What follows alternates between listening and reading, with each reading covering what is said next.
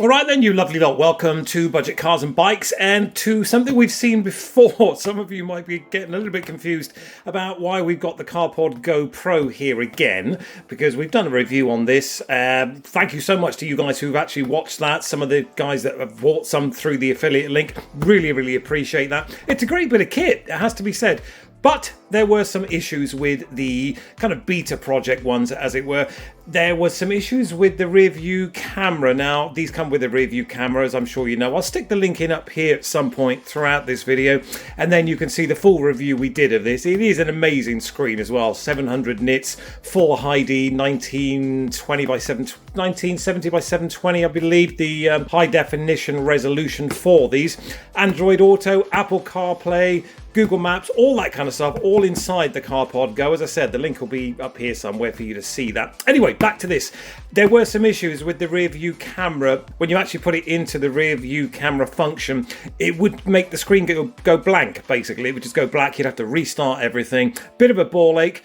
And I believe there was some connection issues as well, Bluetooth connection for Android Auto. Apple CarPlay seems to be okay, but there were some reports of connection issues from your phone via Bluetooth to the unit using Android Auto. As I said, not with Apple CarPlay, just with Android Auto.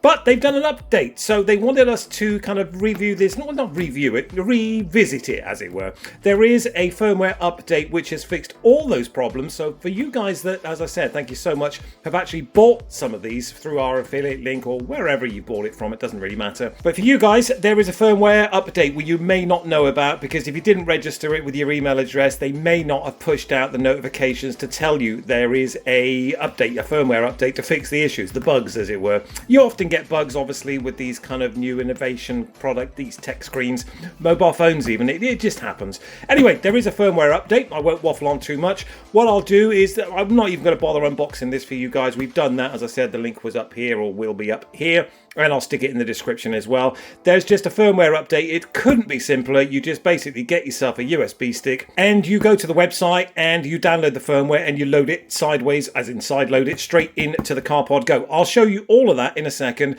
What we'll do is I'll take us and we'll screen record it off the laptop, and I'll show you exactly how to do that. So if you've got any kind of questions, you can pop it in the comments. It is really so simple, guys. It's not going to tax your brain too much. Anyway, enough waffle. That's the CarPod Go there in the box, as you can see. We're going to go straight into the laptop now, do a screen recording. I'll show you exactly what you need to do, and hopefully that'll help you guys out who may or may not have had issues with the black screen of death, as it were, from the rear view camera, or connection issues via Bluetooth for your Android Auto. Anyway, as I said, enough waffle. Let's get onto the computer. I'll do a screen record and I'll show you exactly what to do.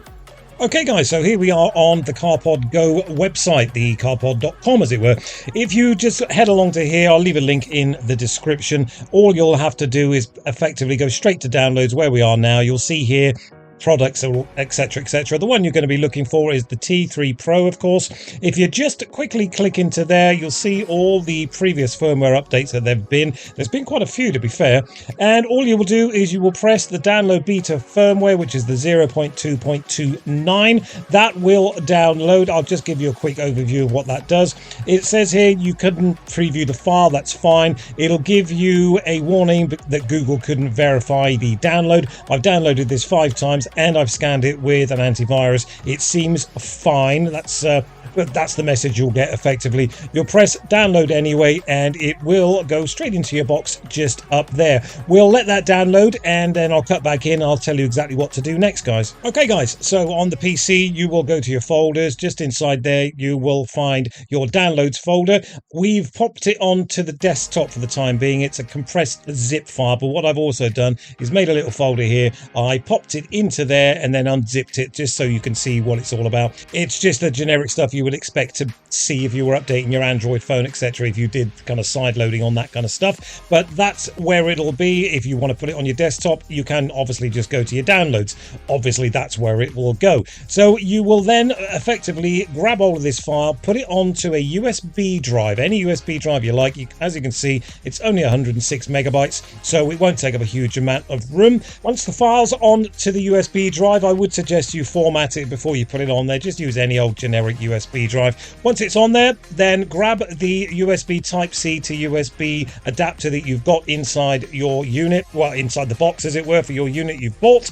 You will put the USB drive you've just put this folder onto. You'll pop that into the side of the screen, and then effectively what will happen, I'll just pop us back over to the main screen a second, and I'll explain a little bit more concisely what you need to do. So like I said, guys, once you've got the USB Type-C adapter with the USB drive with the file on it plugged into the side of your screen, as you can see here, you will go to settings, you will go to about, as you can see here, and then you will basically see the app version you've got there, the BT version you've got there. You will simply press the system update. If it does ask you where you want to get the update from, just choose the USB drive and it will automatically do that for you. This is the screen you will see. It says check system update file success. It'll reboot itself. It says do not power off, but I think it reboots itself, so that's that done. And that is it, guys. That is literally all you need. And effectively, any kind of issues you had with your rear view camera or your Bluetooth not connecting or dropping the signal out, which have been reported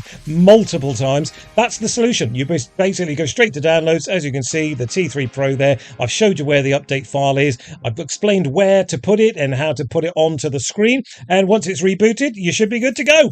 I hope that's helped a little bit, guys. If you are having problems or you've had problems in the past and you couldn't work out why or what was going on, there's your solution.